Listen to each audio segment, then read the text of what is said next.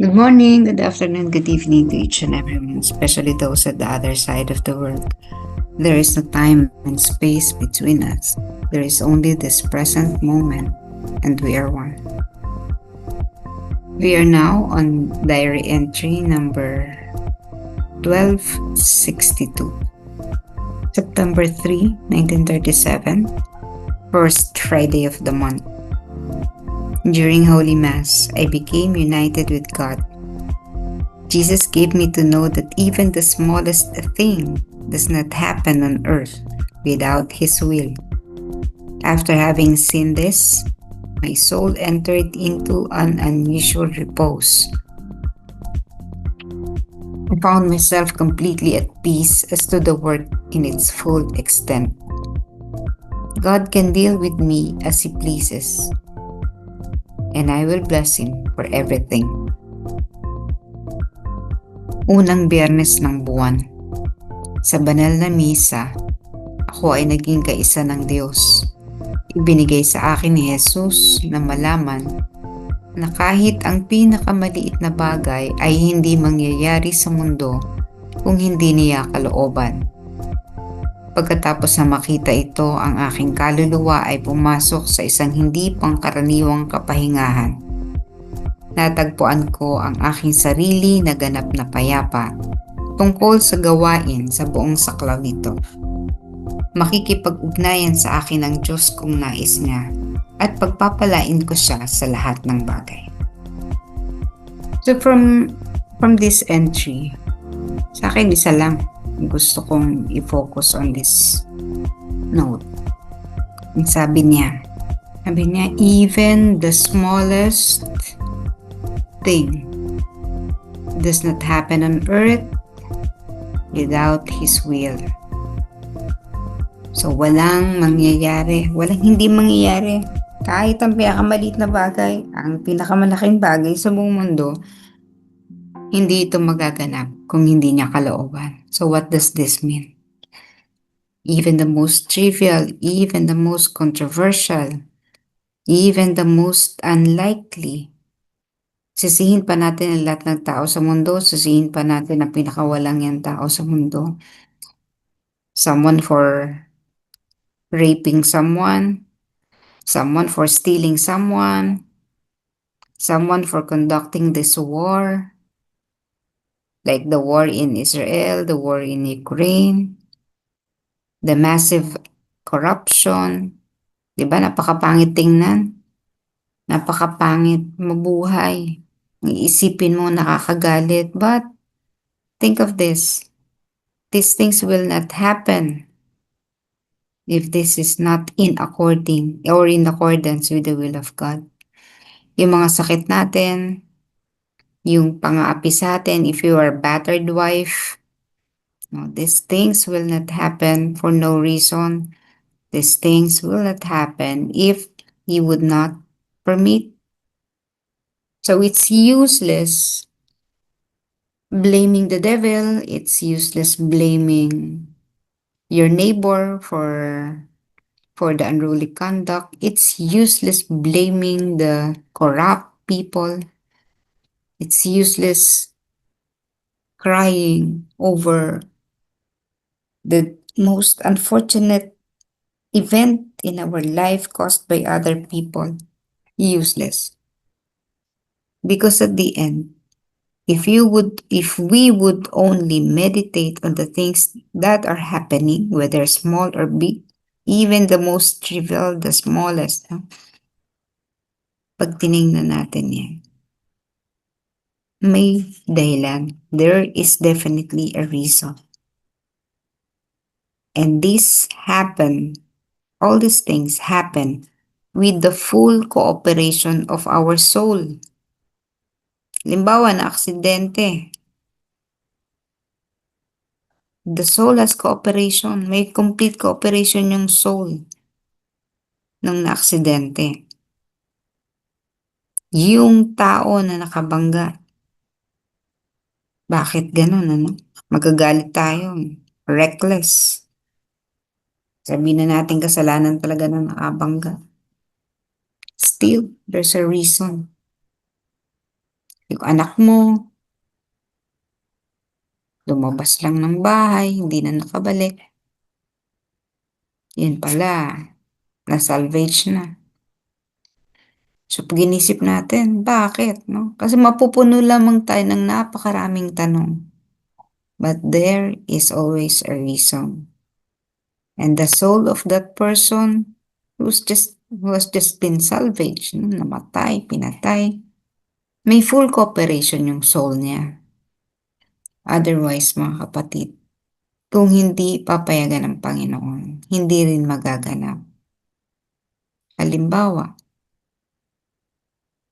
kasama ka dun sa nakidnap, lahat pinatay pero ikaw nakaligtas ka for no reason. Di mo alam. Yun ay dahil sa kalooban ng Diyos. Hindi niya niloob na masama ka sa mamatay. Niloob lang niya na maranasan mo yung takot, maranasan mo yung it would be your last, it would be your end. So lahat ng bagay, ang hirap isipin no? Kasi pag we keep on blaming other people for ba't ako ang ninakawan? Bakit ako ang kinugulpi ng asawa? Do, do I deserve all this? Napakabuti ko namang tao, di ba? Hindi matatapos ang ating pagtatanong sa Panginoon bakit niya hinayaan. Pero again, we just need to be at peace and meditate on things. Kasi nga kapag tiningnan mo lang ang mga bagay from the outside, yung sa labas lang, sa external, and not look at it internally or deeply, no? Mas malalim na pagtingin at analysis sa mga bagay, hindi natin maunawaan. Magagalit at magagalit tayo sa mundo and we will never be able to move on. Ganun. So ako, alam niyo ako, if you have seen my post about a certain parcel of land, no? Maliit lang naman yun, syempre. Kaya lang, syempre, yun yung naiwan sa amin ng aming ama. Kaya talagang ayaw namin i-let go, no? So sabi ko, Lord, if we do not deserve this, okay. But if we deserve this, bigyan mo kami ng paraan para mapasa amin. Complete enjoyment. May enjoy mo talaga. Ibig sabihin, kasi hindi po yun, walang papel kasi because parents, they did not know about those things. My lola, my grandmother, she didn't know about those things, yung importance of it, no, of having the things documented. So talagang wala. No? So I've been doing a lot of work. Nasa, mahigit 20 years. No? Pero yung serious attempt was maybe 5 years. No? Pero imagine ninyo, ang sama na ng loob ko doon sa mga tao na po, yung bang umahad lang doon sa mga bagay na yun. Kaya hanggang ngayon, hindi pa rin, no? Pero, at least, ngayon, may mga bagay na bagong development na mukhang positive. Kaya lang, sabi ko, I need to move on eh. Kaysa magalit ako na magalit dun sa mga taong ito na who might be having interest in that parcel of land, no? Yung, kung may interest man sila, iisipin ko bakit ganun tong mga tao na to mayayaman na, nangangamkam pa, pinagkakait pa yung namin, nung para sa amin, amin naman talaga yun. Pero maybe there are things that I cannot see. No? Gaano man pilitin ko na tingnan ang mga bagay. Hindi ko talaga maunawaan eh. Why? Meron ba kaming utang sa mga taong ito, yung lolo ko ba may utang ba sa mga taong 'to nung araw? I do not know. But maybe my grandfather, great grandfather, yung mga hindi ko na inabutan na ninuno, baka may utang dun sa mga ninuno din nung kapitbahay na yun. Ah, Hindi natin alam, hindi ko alam. So maybe that would be the reason. O kaya lang, 'pag tinignan mo nga on the outside, hindi mo maintindihan. Ano bang kinalaman ng mga bagong henerasyon? Ano bang kinalaman ng mga bagong apo ng mga kapitbahay na yan? Hindi na. Kaya lang, nagma-manifest eh. Kumbaga, may pagpipigil. So, the best thing for me to do is to accept it. Patuloy lang, maghanap kami ng hustisya, patuloy lang. Maaring tumagal, maaring bumilis. Nasa desisyon ng Panginoon. Nasa kanyang kalooban. Kung loloobin niya na itong panahon na 'to ay matapos na ito. Sabi ko kasi, "Lord, bago naman ako mamatay, ayoko namang ipasa na 'to sa mga anak ko. Mas magiging mahirap pa." Pero kung kalooban niya, eh di salamat Panginoon. Kung hindi pa niya kalooban, ganun pa din. Pero ang pag-asa ko ay nandun pa rin na matapos. At again, sa bandang huli, ang kalooban ng Panginoon ang masusunod at hindi ang sa akin. So kayo ganun din. Yung mga nagaganap sa ating bansa, it's bagamat kailangan nating magsalita, kailangan nating magkaroon ng posisyon, no? May dahilan. Ba't pinapabayaan ng Panginoon na mangyari yun? Ba't pinabayaan ng Panginoon na maganap yun nung mga nakaraan? Ba't pinayagan din ng Panginoon ngayon na mabunyag yan sa panahong ito? Bakit pinabayaan ng Panginoon?